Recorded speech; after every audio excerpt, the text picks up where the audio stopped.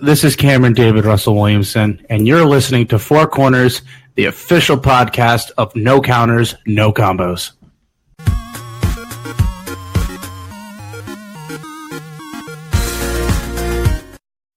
What is up, Square Nation, and welcome back to the Four Corners. Now, tonight we have a very, very, very special guest.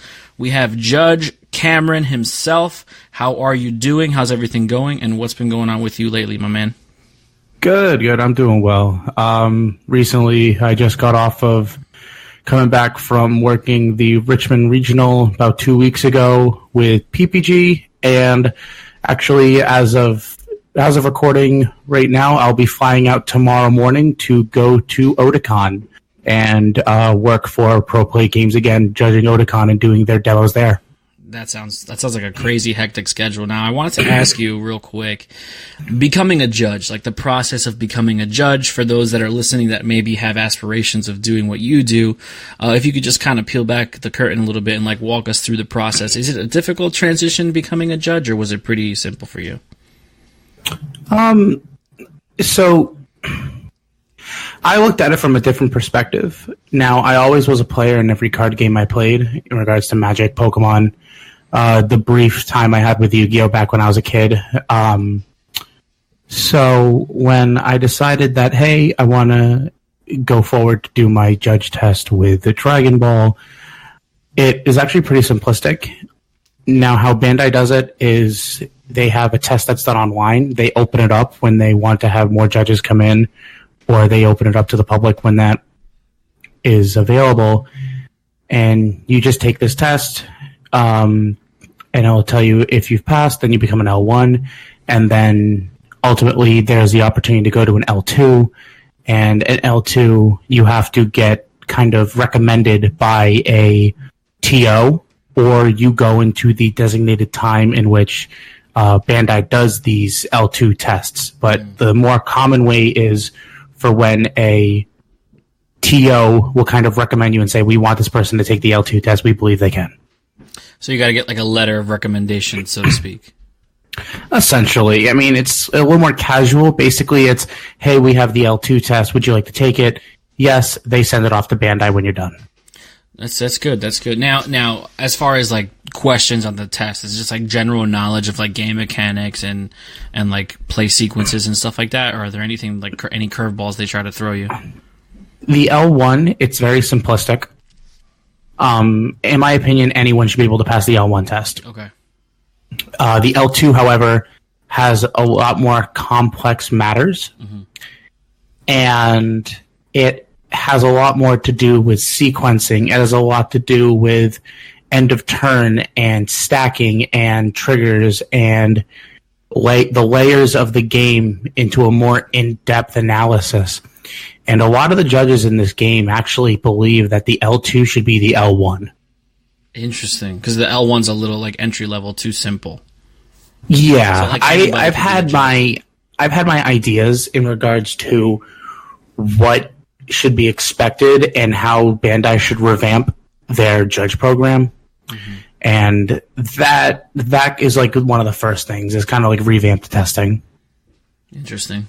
Yeah, I mean, it should be an elite group of people. You know, like, you shouldn't be able to get off your couch and become a judge, so to speak. But I guess the separation from level 1 to level 2, it does take a huge, increase in the difficulty as far as, passing the test itself. So I guess, they're kind of on the right track. Now, are there only 2 levels of judges, or is there like a level 3 judge? There's only 2 levels as of right now, level 1 and level 2. Level 2s are the judges who are able to become head judges for events. So when you're putting a staff together, like when you're structuring an event, how many level 2 judges do you have to have per level 1 judge? Believe it or not, I've never really believed there was I don't think there's a method as such. What usually happens is TOs, and we notice this, and I noticed this more or less, is TOs want to know that you know the rules. And luckily enough that if you work with a group of guys or girls, you can go off of each other and learn and just kind of correct yourself, because that's what you're there to do. Sometimes you're not going to remember something off the spot because it can happen. Sometimes we all have brain farts. However, that's what your team is there for. And you should just be confident, because TOs look for is, while knowledge, you could know everything in the game and because you want more of the quality. You want judges who are going to perform customer service. Mm-hmm. You want judges who are going to perform, fairness, mm-hmm. because I know a lot of people in this game from playing and from judging, and I have to exhibit an extreme amount of just no bias whatsoever when I make a call in regards to my friend or someone that I'm friendly with, or someone I would someone that I've known for a while and I'm on good terms with. Right. Even people I don't like, which is, there's very, very, very little in this community, I still cannot hold any bias whatsoever. Mm-hmm. And when you put together a team of judges, you're looking for people who can perform all of those duties. And ideally, you want one L2 because you want them to be the head judge for your event. Other than that, you can be an L1 or have a team of L1s because they could have the work ethic of an L2. That's the biggest thing, is that they want to see that you're dedicated to work hard, and that's what the TOs want. They want to see you working hard. They want to see you having good customer service, making the event fun, and making it a fair event as well. Yeah. And then also, you just don't want to be you don't want to be mean to players. That's the big thing too. Well, of course. I mean, obviously, we all agree with, we all have the same philosophy. The game grows with its player base, and it's definitely nice to have, the trust from your TO to, for you to, carry out your duties with a sense of integrity, because at the end of the day, they're relying on you to make those tough calls, and it might not be a comfortable situation, but, it's going to separate somebody from winning fairly to possibly losing. I'm sure you guys are put in tough spots, and we really do appreciate what you guys do for the community as far as judging, high level competitive events.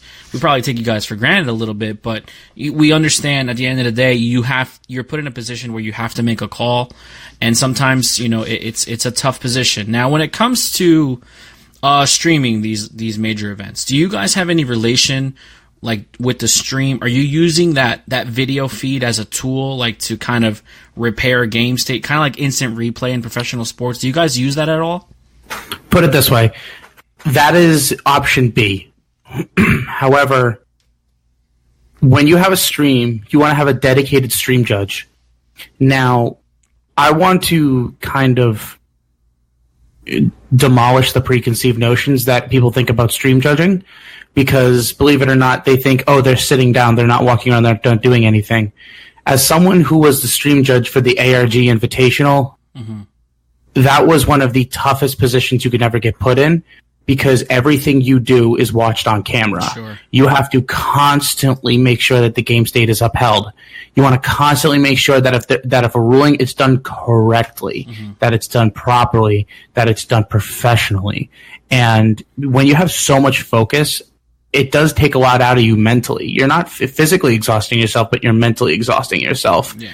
And that's the first line. If you have a stream judge, they should 100% be able to sit in that position and watch the game state and be focused on it enough to either prevent wrong game states, or fix them. Or if they can't fix them, they should obviously go ahead and administer penalties. You just have to be professional, and that's what it comes down to. But if it ever needs be, like what happened in Richmond, we have the tools to go back and go, okay, let's rewind this really quick. Mm-hmm. And that's something that, believe it or not, that's something that is used every once in a while. But if you have a good stream judge, they should be able to catch it. I can't imagine how difficult it must be to judge one of these events. I mean, I've played in 2 major events since I've started playing Dragon Ball. The ARG Invitational was 8 rounds, and then the previous year I was in Atlantic City it was an ARG Circuit Series event that was 9 rounds. And I can just, the mental exhaustion that you go through, you kind of don't really think about it. it's like a first world problem, right? Oh, I'm so exhausted from playing card games for 9 hours. Oh my God.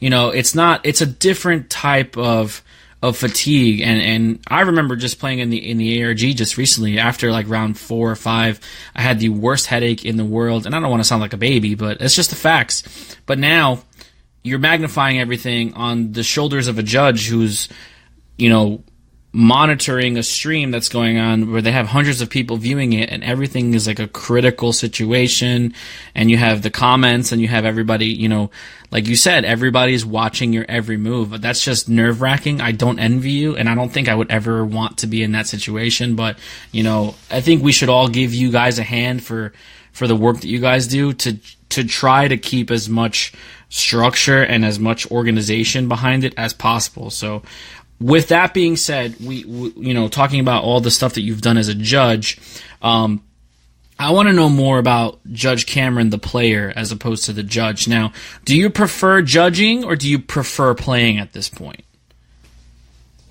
I am someone who's constantly motivated by money. Excuse me. That's not a bad motivation to have. And again, I wanted to judge because it was my way to give back to a community. Mm-hmm. As weird as it sounds, my first motive was making sure that the game is healthy and the player base is happy. Mm-hmm. Making money is just fantastic. Mm-hmm. I'm making money in card games, and it's a really cool thing. Mm-hmm. I get to fly to different cities. I get to travel to different events. I get to meet a bunch of people. And it's a 50-50. I love playing TCGs. I love playing this game. Believe it or not, I spent most of my time playing with locals. A lot of those guys are high caliber players. Mm-hmm. They are like about 75 to 80% of my locals went to Nats last year. They're going back to again. So I decided that, hey, I was going to, and this is going back to March, I was like, hey, you know what? I want to go judge one of the celebrations. And at the time, I had the means to get to Chicago. Mm-hmm. And, I was talking to Jim at ARG, and I'm like, hey, is this possible? Is this possible? Is this possible? And he goes, his team goes, no, we have too many judges. We can't take any more. And I go, I understand, but I still have my flight ticket. I said, well, it's a free event. Why not go? Right. And no, this was my first Dragon Ball event, because I got into this game during World Martial Arts. Okay. And so that's very recent. That's a little over a year. Mm-hmm. And I played a little bit locals, had to learn the game from the ground up, simple as that. And Chicago, believe it or not, was the first major event for this game that I did. Mm-hmm. And I played in. And it's kind of funny because it starts off with my local Nick Morris. Him and I were like, we're gonna go play in singles. Or I was just gonna chill. It was very cheap. I got into an Airbnb. I was with Ryan Severin, Jordan Markle. We were just with those guys hanging out. It was awesome. Mm. And we go into the event, and right the night of, about 2 days before night of, we go, hey, is anyone looking for a team? 2 players are looking for a team for any one player that's already registered. And Tyler Alfred Allison hits us up. Now, he's friends with Danny Hype. Okay. Yeah, out of Canada. I think I met him at the Invitational. I think he was playing. Yes. I think he was playing Kid Coup. That's what he played in Chicago. Yeah, super cool guy. Yep. So he came together and said, you know what, both of my players backed out. I was just going to drop it, but you know what, let's do it. We went in with no expectations. I had the best time at this event. And it ended up to where we were like, oh, wait a minute. We're 1-0, 2-0, 3-0, 4-0, 5-0. We get undefeated in Swiss. We go second in Swiss in teams and end up winning the entire tournament at the Chicago Celebrations for teams, which was just amazing. I know people don't think teams is an actual format, but I don't look at it as such. I look at it as it was an amazing event. I had so much fun, and I was able to do it with a good friend of mine from locals and then a whole new friend that I was able to meet, and it was just amazing. For sure. And believe it or not, that gave me my Nationals invite. Wow. So I already have my flight booked and everything for Nationals, going to Chicago. Luckily enough, Bandai just actually released the information today on when we're recording that they're going to hold it in Chicago, and that Bandai is actually going to be Bandai is going to come down and hold it, not a TO, which was interesting. That's big. Yeah, no, yeah. I was actually quite taken back by that.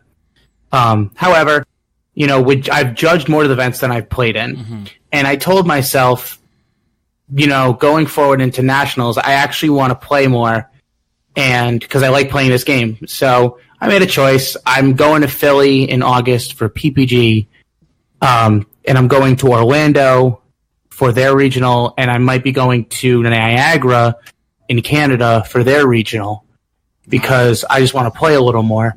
Now, granted, I could judge either Orlando or Philly, but it depends on what I want to do. So it's a 50-50. I like making money. I like going to an event knowing that I'm going to walk out of there making money, that I'm not going to lose money for paying for my flight. Right. And because I also like the thing is that people think that, judges really don't make a lot of money. The money that we usually get is off of the promotional items that we get. Okay. So the judge promos and stuff. I mean, those are worth money though, so it's nice. Some are, some aren't. Yeah. Remember, Bad Ring was a judge promo. Yeah. I remember that. So it's one of those double-edged sword in the sense of if I judge, I can't play, but I make money. But if I want to play and get better as a player, then I'm not judging. And I just have to pick and choose my battles. But luckily, I've been able to make enough money through judging that I can take some of the profit that I've made and put it back into flight, so I'm not losing money. I'm actually just investing more into getting to more events. And thankfully enough, the two TOs that I've primarily worked with on the East Coast, ARG and PPG, they've loved me as a judge. They love my work ethic, and I'm grateful enough that I can call Jim and George my friends and be able to hit them up and say, hey, so your next event, can I work with you? Or if I see George in an event, hey, that's coming up, I'm going to put everything in writing when it happens, but can I come down and work? And then him and I will usually talk about it. It's good to be able to have that type of relationship and be able to build to that sense of trust. Yeah, for sure. I mean, anything that's organic like that and has developed over time, trust is a big issue, especially when it comes to, the business side of things and you working an event. The TO is putting trust in you to make sure everything, goes smoothly and is organized. And that's nice that you have both sides of the coin, with PPG and ARG. So to piggyback on top of that, ARG has been the main tournament organizer for Dragon Ball Super since it came out. I think it's like 2.5, almost 3 years ago now with set 1. And then PPG kind of just started about a year ago, and they've kind of, they've come up and they've put a, not a target on ARG's back, but they've kind of they've covered a lot of ground in a short period of time. So since you've worked for both ARG and PPG, are they similar? Are there any major differences? Do you prefer one over the other? If you wouldn't mind talking about that, if you can, of course. I'm not trying to gossip or anything. No, absolutely, no. I don't think any of that. I'll put it this way: both companies are amazing to work for. Both companies ultimately care about their player base. They care about the players that are paying money to come to their events. They want to make the events as best as possible, and I believe that with Jim, Vince at ARG, they are on the same, caliber as PPG in the respect of they're both amazing TOs. We can go tit for tat on all of the gossip that's flown around this community, but at the end of the day, it comes down to when I've needed help as a judge, hey, I need help getting to this event. Is there any way where you can help me out a little bit? Both companies have been able to help me out because they trust me. And that's the thing, and I want to get that I can go full circle to, is that if you can build a working relationship and trust, they will help you.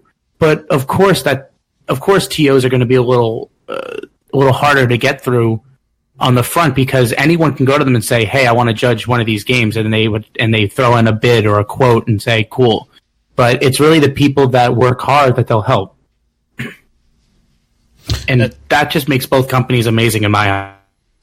Yeah, I mean, it's nice to have multiple avenues for the game to not necessarily be bombarded with all these major events, but for a while, ARG did feel like at some point it was spread pretty thin because there was a lot of separation between major events. And then PPG came on board very quickly, and then it seemed like there was too much going on. But I feel like now they kind of have ironed it out, the schedule a little bit. Whether they've, conversed with each other about how to balance things in the community, that's between them. But, we as players, having availability to go to major events is always key because that's how you grow and get better as a player. I don't have the benefit of getting to go to too many major events, but the ones that I have gone to have both been positive experience. They have both been ARG events. I haven't gotten to a PPG one. Hopefully in the near future I'll be able to. But I've nothing bad to say about either, TO. I mean, obviously ARG is going their separate ways now moving forward, which we are going to miss that.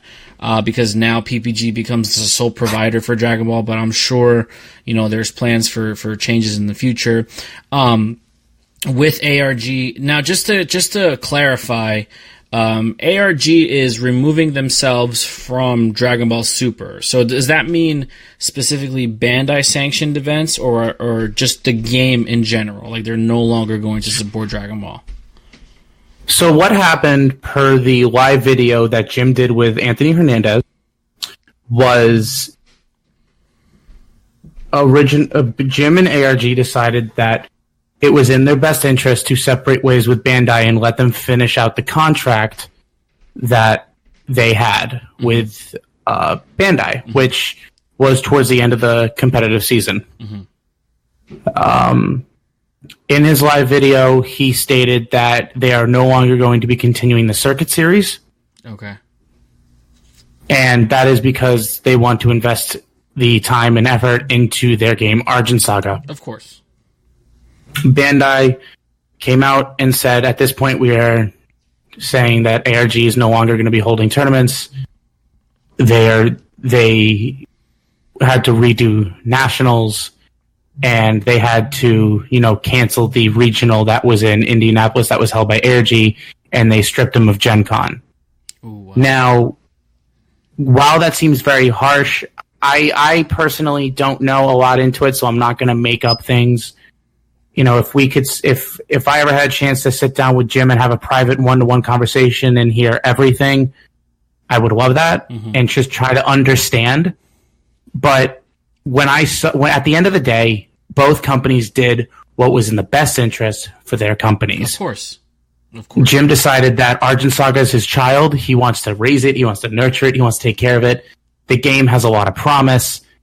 Believe it or not, I'm actually an L1 judge for Argent Saga. Okay. I was actually one of the first judges to get brought into that little group.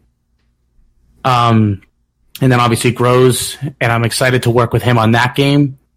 And Bandai did it in the best interest as, going forward, they want to work with, they wanted to propel Dragon Ball, and that was their decision. I don't have any insider knowledge with Bandai, and if I did, I guarantee I wouldn't be able to say anything. Yeah, of course. But, at the end of the day, it was in best interest for both companies. I wish both well. I know that ARG is going to succeed, and I know Bandai is going to succeed. And both companies have a good future ahead of them. Yeah, I completely agree 100% with what you're saying. By no means, obviously, it was a shock when I first heard, about the news. I was like, oh, whoa, like that's crazy. But I get it on a business level. Jim is very passionate, and the team over there at ARG are very passionate with the development of Argent Saga, and you can't fault them. I mean, that's something that they've developed from the ground up, and they want to put all their eggs in one basket, and that's totally fine. There's nothing wrong with that. I wish them all the best of luck. I wish them success. I hope that, everything pans out for them. We definitely appreciate everything that ARG has done for us as the Dragon Ball Super community, but now we have to move forward and kind of like, close that chapter and open up a new one. Now our future right now is in the hands of George and his team at PPG, which, we're in good hands, obviously, and we're just going to have to see how everything goes, and if Bandai is going to make a decision on more structure, or they're going to get more hands-on involved with it. They're just going to let PPG run everything. But again, I mean, at the end of the day, I think the most part in the community, people were just surprised about it. Yes, it was very unexpected when Bandai came out randomly one day and said, this is happening. Yeah, I mean... I can tell you right now, a lot of players are mad that the regional was canceled, because that took apart one giant regional that the Midwest was going to be able to have. Right. And Bandai only has about a month until that regional. Or, sorry, not a month, but like a month and a half, 2 months. They really should get on the ball and try to get it going. Yeah. I mean, even if they need to be able to give the community something that they took away. There was no reason to cancel. There was no reason to cancel that event, because all it did was put more stress into the player base. Mm-hmm. Because right now you just took apart the Midwest, which was going to travel to Indianapolis if they had the chance. Now what are they doing? They have to wait and wait and wait for Bandai to come out with more information. I was stressed because I thought that it was going to change from Chicago for nationals. Mm-hmm. They could have easily have changed it. And imagine all the people that booked their flights. Yeah. Imagine all the people that booked their flights to Indianapolis already. Yep. It's an unfortunate scenario for those who unfortunately are going to miss out on the event in the Midwest and Indy.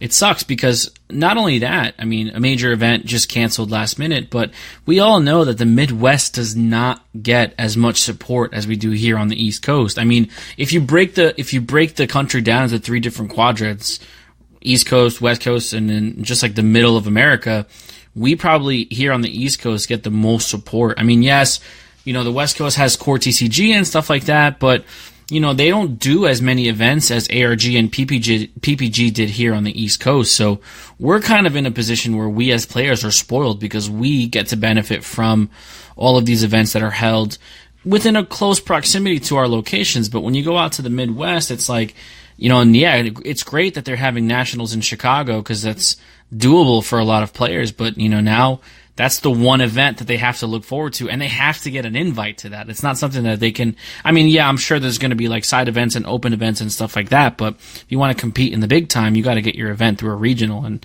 their only opportunity was Indy, and now they don't have that opportunity. So it does suck. I mean, hopefully next year, the regional season and like the invite process is all ironed out. I mean, I don't agree with how certain things were done this year, but it is kind of still new. Like again, I still go back to the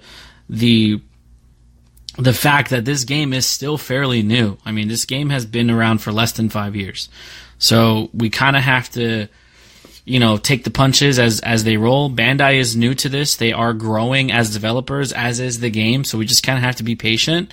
But I think for the most part, it's been pretty successful since set 1.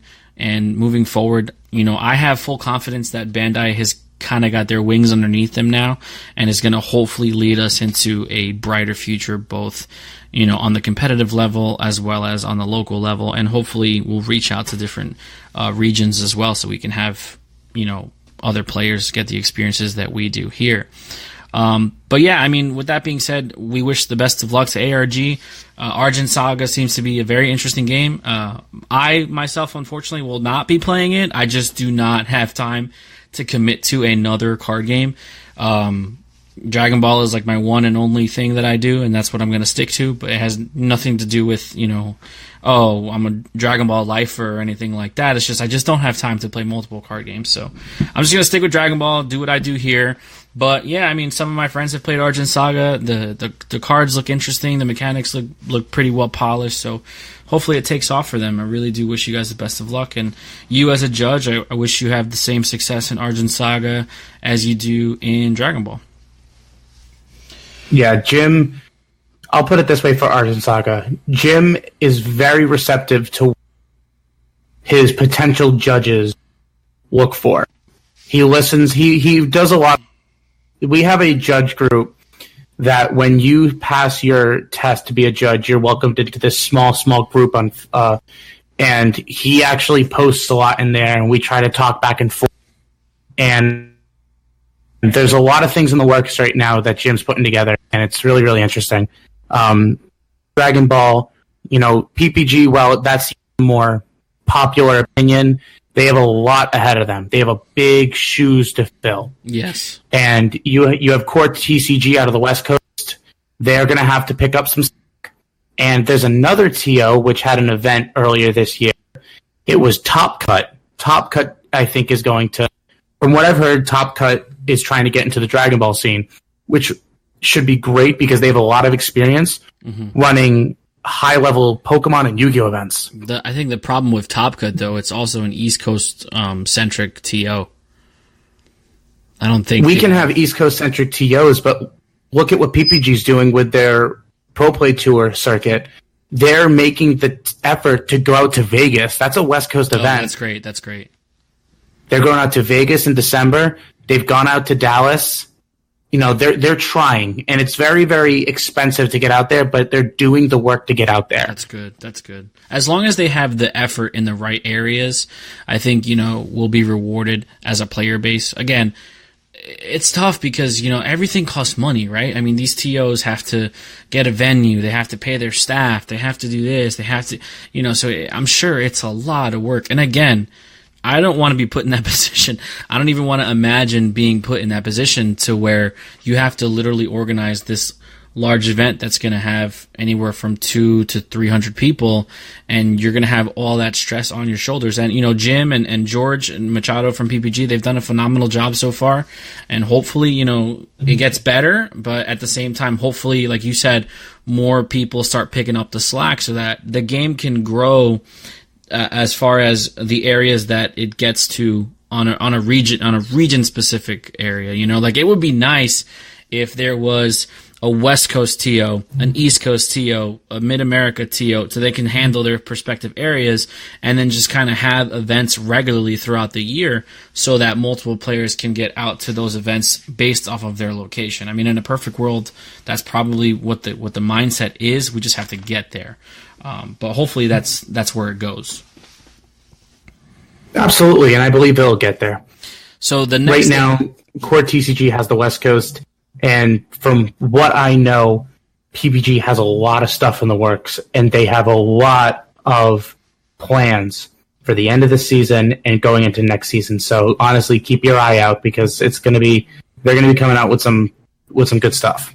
And that, ladies and gentlemen, that is a hot take from Judge Cameron. Keep an eye on PPG. They're going to surprise everybody by the end of the season. You heard it here first.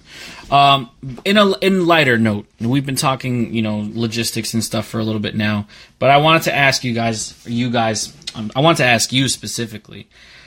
Lately, there has been a lot of posting on Facebook about, specifically in the Hyperbolic Time Chamber group, about this weightlifting competition. Now, I think, if I'm not mistaken, it was you, Peter Catani, Anthony Hernandez, Tony Creatura, which I don't even know why you guys are even including him. This guy is like a world champion lifter. Like, it just doesn't make sense for him to be in the same conversation, but I digress. I'm nowhere near, I'm not getting involved with any of this stuff. I just kind of want to, break it down and see how this originated, because it is probably the most hilarious thing that I've seen so far or recently in the Facebook group. So who started this whole lifting thing? So believe it or not, the post was started off by Hernandez. Okay. And he posted a video of him shoulder pressing 540 pounds. Okay. And I was being a little bit of an instigator going, well, this interests me. What's going on here? And I was like, I don't believe this one bit. So I start busting his balls. And then he says, why don't we do a lifting competition? You, me, and Katani. Because Katani's another big, swole guy. Yeah.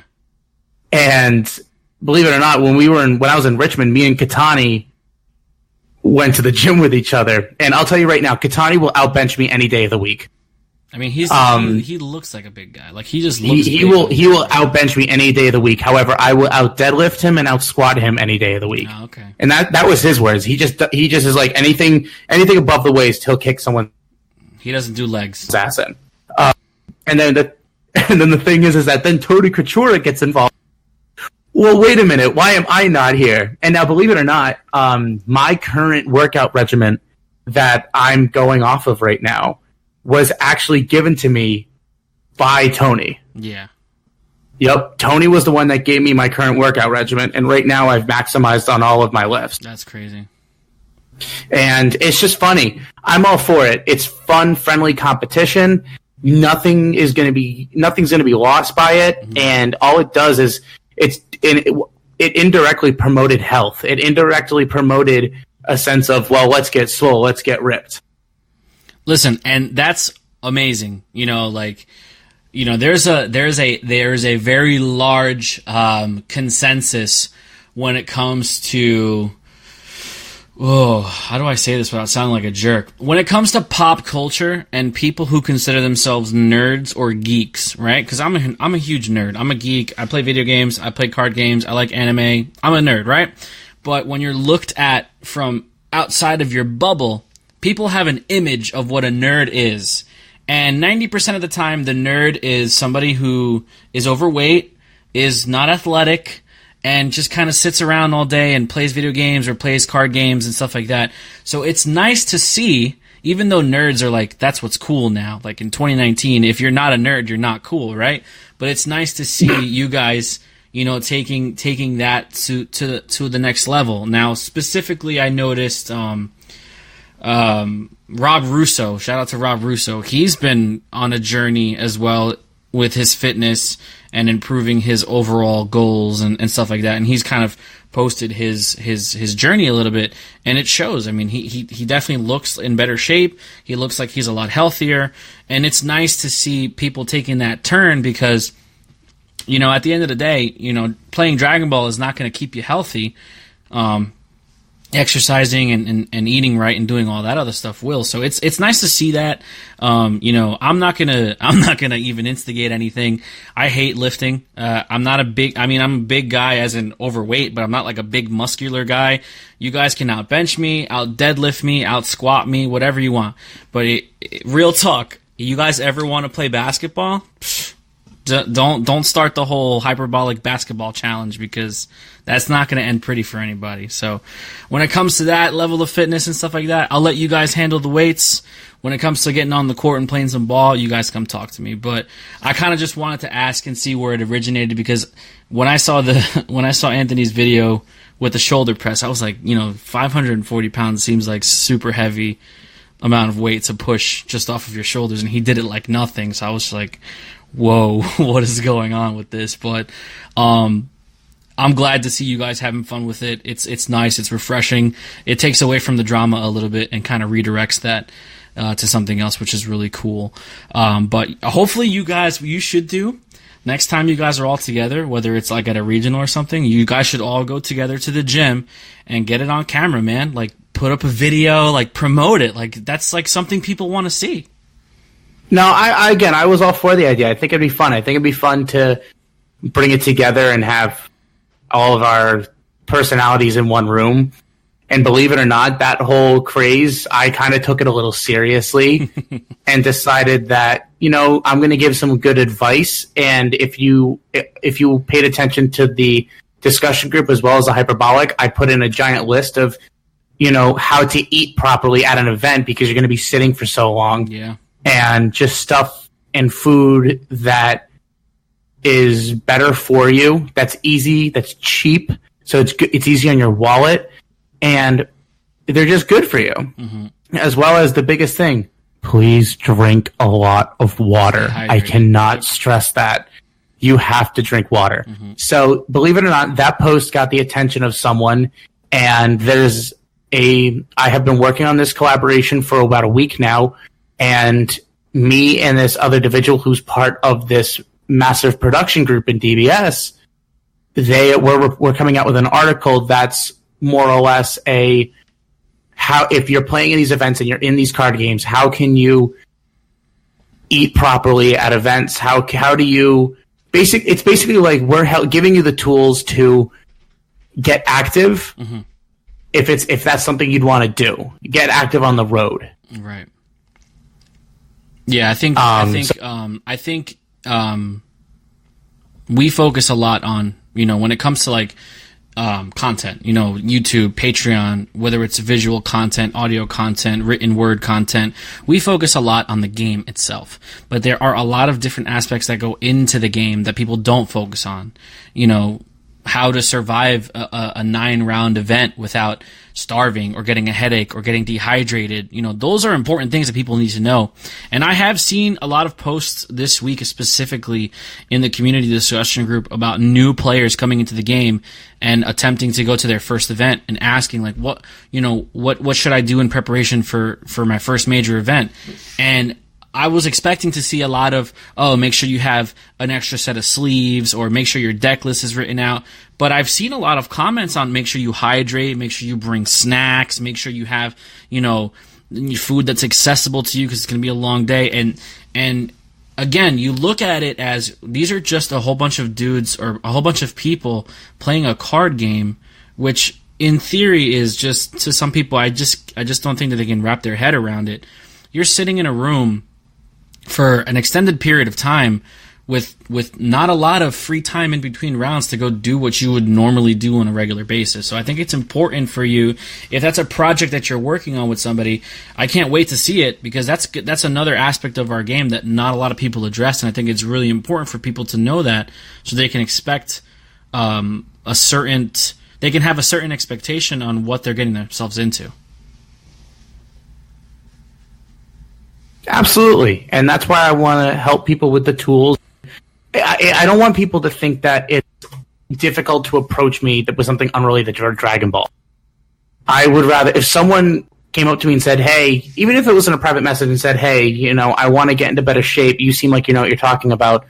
Give me some tips for a beginner. I will go into a list of stuff that you can do as a beginner. And I've actually had that happen. And I will easily tell anyone and give them advice on what small changes you can make that can impact your life in the most amazing way. Yeah, and that's good that we have somebody, or we have a group of people in our community that are willing to do that. It's nice because it's like a well-knit, close quarters group of people that have each other's backs. And at the end of the day, it feels nice being a part of a community that actually cares about the individuals that are a part of that community. So, hopefully everything works out for that project, because it would be a great resource for people to get their hands on. Let's get a little more back into Dragon Ball specifically, though. We have the pre-release for Set 7 coming tomorrow, actually, and then Set 7 actually drops next Friday, August 2nd. So all of the cards have been revealed. It's the Assault of the Saiyans, it's the premiere of the dual color strategies that are going to take over the game. It's a set that's bringing us a lot more counterplay, a lot more interaction between players. So for you specifically, as both a judge and a player, what is your opinion on the current state of the game with the inclusion of Set 7? Like, do you think we're going to get into our most healthy format since probably Set 2-ish? I'll put it this way. I was on the podcast with Mark Hill and Casey Campbell, and Mark Hill is of DBS Decks, obviously. Mm-hmm. And we went over this exact topic, and he showed me with the data that they have 17 decks right now that are who have made tops and are in meta right now. Wow. To me, that is great for a casual environment. However, that is not good for a competitive environment. Right. And I'm a big fan of a solved format to where you have 4 or 5 decks that are constantly being played because those are just the best decks. Mm-hmm. It gives competitive players, which I like to consider myself as a way to learn the format, learn the deck, learn the ins and outs, learn the way to outplay those decks. If you have so many decks infiltrating the meta, remember, we only have 15 sideboard cards. Right. That's not enough for 17 decks in the format. Correct. Because you're going to face a deck that you just can't win because you're not prepared because you're worried about something else, and it's not fair. Mm-hmm. What this did was offered a great way for casual players to become more competitive and new players to come into the game. Set 7, I think, is going to change it up a little bit to where we're going to see some old decks still come out, as well as some decks maybe from Set 7 a little more well-known. Mm-hmm. And I think the format's just going to be better. I think it's just with the banning of battering and minus killing, we have basically limited the non-interactiveness of a lot of decks. Yes. And that's what the game needed. Mm-hmm. Those cards also limited game design. They came out with a lot of new counterplays. I'm very excited for what Set 7 brings. I have the deck I'm going to be playing religiously. And I'm just very, very excited. Yeah, I couldn't agree with you more. I think usually in the beginning of a new format, like the first maybe week and a half to 2 weeks, there's always a lot of variance. There's always a lot of people experimenting with different decks. So that's where you'll get the 17 different competitive decks. But I think once the format gets solved, once we're like 2 weeks into the set, people have had enough time experimenting with things, we'll gravitate more to like a solved format. It's always been kind of like a triangle format. I definitely see room for more decks. I think it's going to shift from more of a triangle to a pentagon format. I think there's going to be about 5 well-represented, highly competitive decks that are just going to be on rotation and are going to interact with all of the other decks in the format. Of course, there's going to be the rogue tier 2 strategies that if you're not prepared, they will catch you sleeping and they will get something off of you. But I think once the game gets solved and Set 7, the hype dies down, I think we'll get into like a 5-sided format, which I'm looking forward to because, yes, I do consider myself a competitive player. But, I had the unfortunate reality of when I was at the Invitational in Atlantic City, I played Blue Skillless. And my round 1 matchup was a mirror match. Round 2 was against Toa because since I won round 1, I got bumped up to the top table. So round 2 was against Toa, and because I won that matchup, I had to face Russo, who was playing a Victory Strike deck. But then after that, the rest of the day was all skillless mirrors. Like yellow, blue skillless, mono yellow skillless. So I was like, oh, okay. And that match just sucks. I hate playing against the mirror because you're both trying to do the same thing. So, I'm okay with... I prefer a more fleshed out format than just being like 2 dominant decks because you're going to run into that same issue. People are going to play deck A and deck B, and then everything else is just kind of float its way into like mid-tier and 1.5 and stuff like that, and that's where you'll see all of the similar matchups going into like later rounds and stuff like that. But I still I agree with what you said about older decks still getting some support. The Anniversary box did a lot of good things for older archetypes, getting support. But I do think everything gets ironed out and we move to a solved format, especially on a competitive level. Absolutely. As I said, I'm very excited for what Set 7 brings.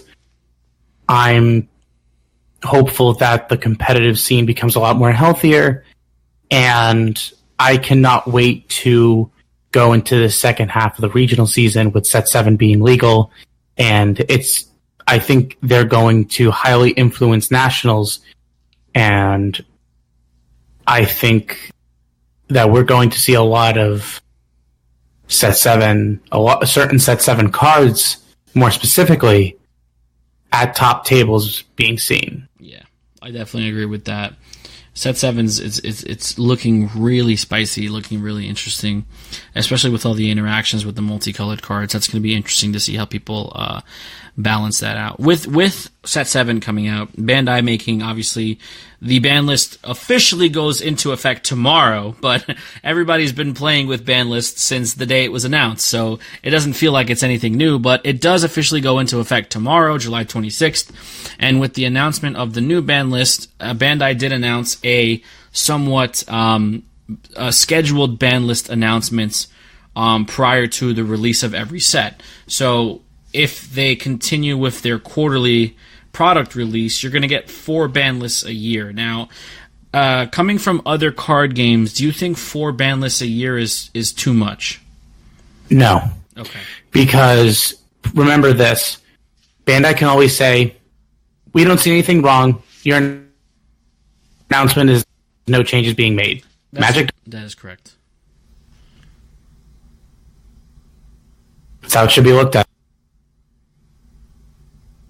I think the biggest hindrance to 4 ban lists a year is that I mean, I guess it all depends on the release of the set. I mean, I feel like you can make the argument that if you're going to have a new ban list every 3 months, then you're only going to have a 3-month format, which can be a little short. Usually, at least when I played Yu-Gi-Oh!, there was 2 ban lists a year. Every 6 months there was a ban list, and it kind of allowed you to get comfortable with the format, experiment with the new releases in the current format, and then obviously if there was an issue, there was an emergency ban list, or your official ban list was only a few months away. But I think because Dragon Ball is still such a new game, and they can very easily make mistakes when they print cards that are too overpowered or overtuned, I think allowing that type of schedule for frequent ban lists allows them to correct issues that they might make accidentally and not waste too much time. Like, if you look at Child's Wish was always a busted card, and it got more busted as future cards came out. So if they had that release, that ban list schedule, Child's Wish probably would have got banned before Set 6 came out, so we would have never really had the issue with the Super Shenron. But obviously hindsight's 20/20, and what happened in the past stays in the past. But I definitely think that what that shows me, them making the transition to having 4 ban lists a year, is that they really do care about the longevity of the game, and they don't want there to be any lingering problems for an extended period of time. Exactly. And that's exactly what they want to do. I think scheduling ban list updates is perfect. Okay. Again, as I mentioned, you can easily say, sure, nothing's going to happen. All it does is that it lets you know that we are looking at it to where we have to update something. Absolutely. Absolutely. And it gives us confidence, too, as players, that they're constantly keeping an eye on the game. And Bandai does they really do listen to what we say. A lot of, I spoke with Aaron Anthony Abraham 2 weeks ago, and he gave me his ban list predictions, and they were spot on. So these are definitely conversations that people have had in the community. And, obviously Bandai's listening to its player base, which is smart, because that's how you continue to have success with your game. It's going to be interesting to see what happens. With that being said, we're approaching the hour mark here, and usually, I don't like to keep people too much longer than an hour. But before we get going, there is one more thing I'd like to ask you. As far as Dragon Ball as an intellectual property, it's a very popular anime here, in the United States. It's a very popular anime probably in the world. Everybody has a favorite character. Everybody has something that they enjoy. I want to ask you specifically, though, if you had like that one card that you needed to be printed, or that one character that you needed in card form, what would it be? What would be that Judge Cameron card that he needs to have? Oh, it's really unfortunate, because my favorite style of decks are either resource denial decks or glass cannon combo decks. Okay. So everything that I would mention would be either so unfair or inherently busted. Honestly, what I want to see, if I could ever create a card, it would be a card that did energy destruction. So like along the lines of like Goku Black from Set 2. Yes, but in a more well thought way. I want a deck that focuses around energy destruction, to where that's how you win the game. Interesting. Is taxing your opponent's energy. Play cards like a 2-drop that says, you pitch an energy, choose one of your opponent's energy and pitch it. Interesting. So you don't want to progress the game state. You want to keep it stagnant at a certain like fixed life total. And you want to control the game to the point where you can play cards and still make it to where your opponent can't play anything. Oh, that sounds so oppressive. That would be such a cool. Yes, but that's the concept that I would love to see that concept brought to fruition. I was talking to Mark Hill about it actually, and he said that's all we're missing. We have prison, we have hand destruction, we have mill. At the end of the day, we can easily have even a Taxes style deck to where, battle cards cost one more energy. In this game, that's huge. Yeah. You play that card, and it's like, cool, your Path to Greatness now costs 4 instead of 3. Yes, that's crazy huge. That's so... Oof, that does not seem comfortable, though. I don't know, man. Like, that would just be very annoying to play against. But let's say they did make an energy destruction deck. What character or what archetype would you want to see it built around?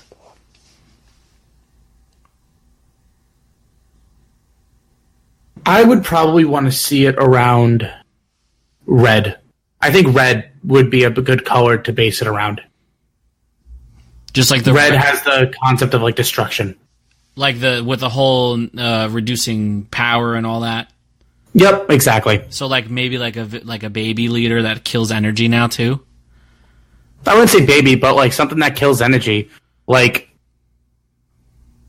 something maybe a leader. I don't know. It's very difficult because it's so easy to make it broken. Yeah, that's where you have to be careful. You have to draw the line. You have to make it. You kind of have to make it to the point where yes, you're getting this oppressive strategy, but it probably would also have to hurt you too. Like maybe like if you're gonna play energy destruction, you can't include battle cards that cost more than 2 in your deck or something like that. Like they'd have to make some type of a restriction on it, or they'd have to make it to where if you're gonna play this energy destruction, you can only play it with a specific color. Like think about like if you're playing blue, right? If you're playing blue energy destruction, you don't need to charge past a certain energy because you can just use Sensu Bean and Unyielding Trunks to restand and recycle your energy, and then use it for whatever you need to play with. So like, I guess they would kind of have to limit it to a point where, not that it's not playable, but you can play against it somewhat. I think that's where, I don't know, because it's such a resource-heavy game and everything literally costs something, unless it's a Dragon Ball or a free extra card.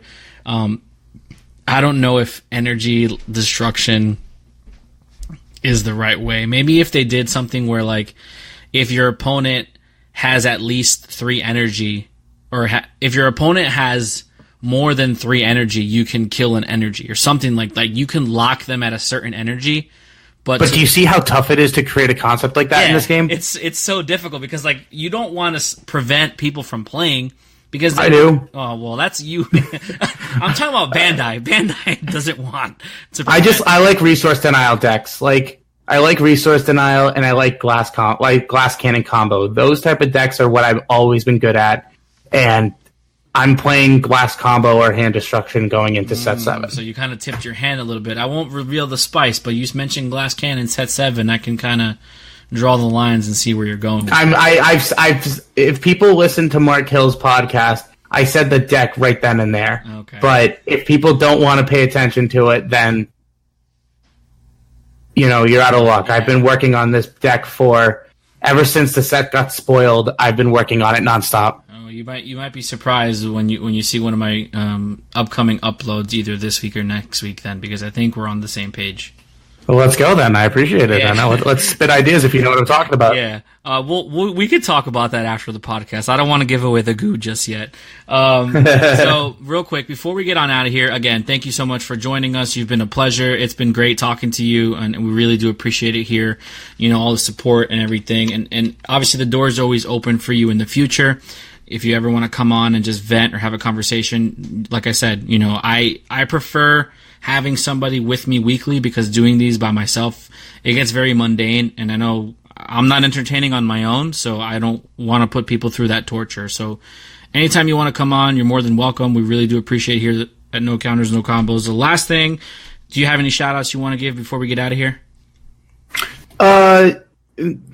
if I could shout out the entire community, I would. Obviously, shout out to my locals. I'm from Rhode Island. We have a lot of good players out here. Antonio Santinello, Nick Morris, Stanley Benash, City Pong. One of my other local guys, he started going to more competitive events. His name is Jared Solis. He's going to be a great player. Reality A Games, that's my local game store. They're located in Rhode Island. Of course, shout out to a lot of my good friends in this community. And anyone I haven't mentioned, but I love you. I love you. Well, again, thank you so much for the time. We really do appreciate it. For those of you listening, we hope you enjoyed, and we will talk to all of you next week. Be there or be squared.